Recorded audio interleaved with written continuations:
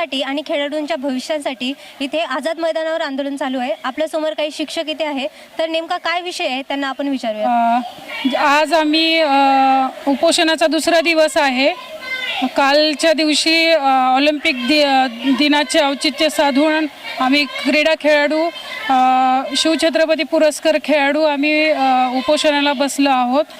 आमची मागणी एवढीच आहे, जे 5% आरक्षणाचे निकष आहेत ते त्वरित बदलावेत आणि ह्या महाराष्ट्रामध्ये जो भ्रष्टाचार होत आहे त्यामध्ये अधिकारी कारणीभूत आहेत, त्यांना त्वरित बडतर्फ करा, त्यांच्यावर कारवाई करा आणि जे थेट नियुक्त्या दिलेल्या आहेत, जे लिगली जे 5% आरक्षणामध्ये खेळ नसतानाही यांनी जो मनमानी कारभार केलेला आहे तर त्यावर आपण त्वरित कारवाई करावी।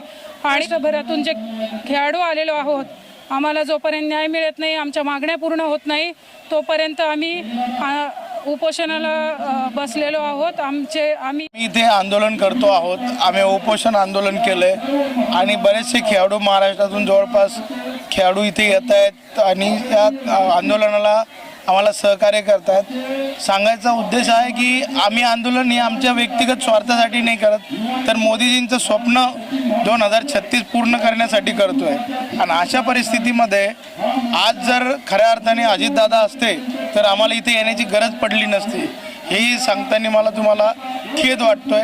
आज बघा कितीतरी खेळाडू या ठिकाणी ऑलिम्पिक दिनानिमित्त येत आहेत। म्हणजे आज महाराष्ट्र सरकारचं घाणेरडं जे धोरण आहे आणि आता जे तुम्ही म्हटले की काल जे आम्हाला लोक येऊन भेटून गेले शासनाच्या वतीने, तर हे लोक म्हणजे त्यांना पाठवलं होतं, त्यांच्याशी आम्ही त्यांना पुरावे दिलेत, बाजू मांडली, त्यांनाही ते पटलं, त्यांनी ॲग्री केलं की नाही बरोबर आहे, हे त्यांना माहिती आहे, त्यांना नव्याने काही दुसरी गोष्ट सांगायची गरज नाही।